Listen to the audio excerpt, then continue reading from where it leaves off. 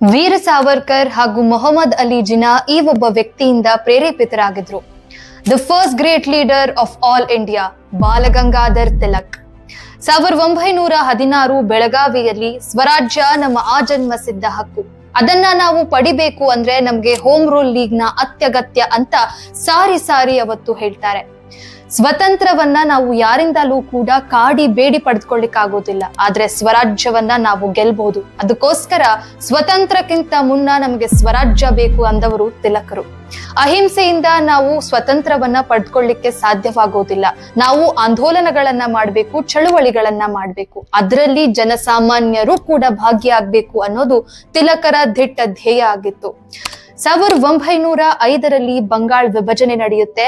Lord Curzon ಧರ್ಮಗಳ ಆಧಾರದ ಮೇಲೆ ವಿಭಜನೆಯನ್ನ ಮಾಡ್ಲಿಕ್ಕೆ ಹೊರಡ್ತಾನೆ. ಇದರ ದಿಟ್ಟ ವಿರೋಧವನ್ನ ತಿಲಕರು ಮಾಡಿದ್ರು. ಇದರ ವಿರುದ್ಧ ಭಾರತದ ಎಲ್ಲ ಪ್ರಾಂತ್ಯಗಳಿಂದಲೂ ಕೂಡ ಚಳುವಳಿಗಳು ಶುರುವಾಗ್ತವೆ.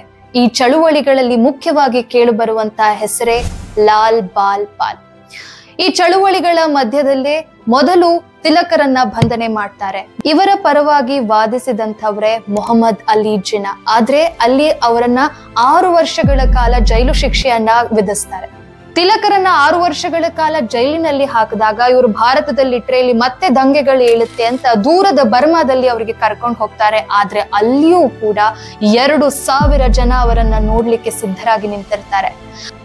ಭಾರತದ ಸ್ವತಂತ್ರದ ವೇಳೆಗೆ ತಿಲಕರು ಇದ್ದಿದ್ರೆ ನಮ್ಮ ಭಾರತ ವಿಂಗಡಣೆ ಆಗುತ್ತೆ ಅಂತ ಗೊತ್ತಿದ್ರೆ ಬಹುಶಃ ಅವ್ರು ಅದಕ್ಕೆ ಬಿಡ್ತಿರ್ಲಿಲ್ವೇನೋ.